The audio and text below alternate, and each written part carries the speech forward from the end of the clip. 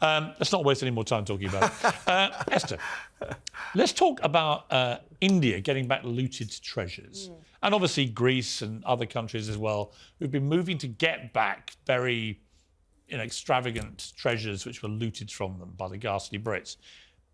This takes me back to the ongoing debate about reparations, about basically paying for historical sins. Should we be giving stuff back? Well, of course not. I mean, the only reason why they feel emboldened to do this is because, one, no one is asking them about their historical sort of should I say atrocities, but also because the UK is in the grips of an identity crisis. If we could actually have a mature conversation about the empire and what it means to be British and how we shouldn't pay for the sins of the past, Narendra Modi, who is a Hindu nationalist, who has a lot to answer for himself, would never feel emboldened to say, give us back our old treasures. How far back do you go? Is he going to talk about, the Mughal Empire and all the atrocities they committed? Is he going to talk about, the Gujarati riots in 2001 and all the predominantly Muslim victims that were in his state when this happened? He's choosing to do this. This is my problem with all of it. It's like the slavery reparation debate.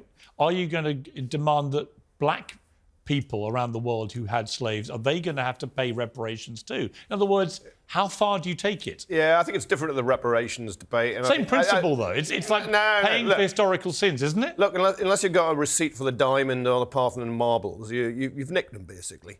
You've taken them by force. There were no receipts. That's it's not just Britain. It is other countries that had empires or invaded, occupied and looted. They're all going to have to face this up now. Why? Why, though, Kevin? Why do we just let it go? Well, because the countries would like their treasures back that we nicked. I'm sure they would.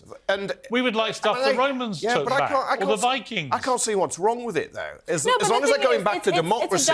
Here's my question for you. When does Britain get a slice of this pie? Hang on, we got it now. Huh? Look, we built the country on an empire which was there for our benefit, not the countries we occupied and looted, and an industrial revolution. I'm sorry, many of those countries wouldn't exist in their modern form if it wasn't for that. History is history. You cannot change it. It is. But the argument is... And the demonising of the empire is fine, but you have to balance it with some of the good things that the empire achieved. It wasn't all horrible, it was mainly terrible. bad. It was mainly bad. It depends on who you ask. Mainly bad. No, but most of the best schools in India now are schools that were based on the colonial empire and British education system. Do they give that back? Yeah, but look, we took immense wealth out of India.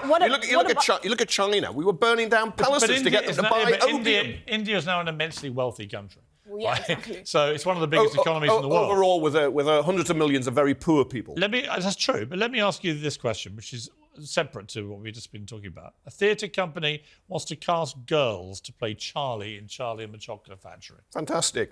Why?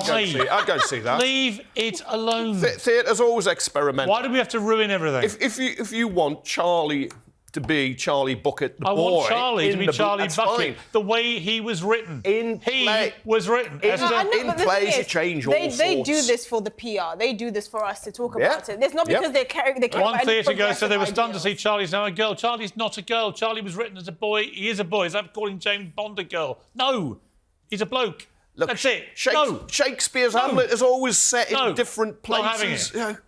Got to leave it there. Thank you, Pat.